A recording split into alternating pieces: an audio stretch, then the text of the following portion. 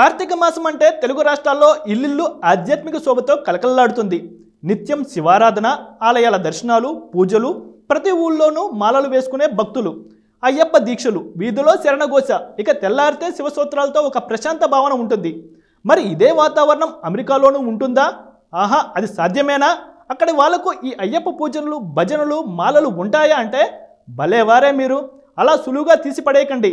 మన మాతృభూమికి దూరంగా ఉన్నా సరే అమెరికాలో హిందూ సాంప్రదాయాలు, భారతీయ సంస్కృతిని పాటిస్తున్నారు.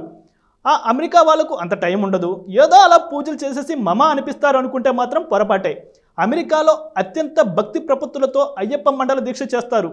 ఎక్కడా నిబంధనలు అతిక్రమించకుండా భక్తులంతా వీలుని బట్టి ఇళ్లలోనే పీఠాలు పెట్టుకుంటారు.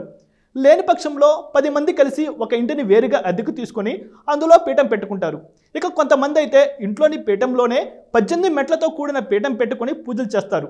ముఖ్యంగా అత్యంత ఖర్చుతో కూడిన పడి పూజ చేయడానికి ఎంతో వ్యయప్రయాసాలకు సైతం సిద్ధం అవుతారు.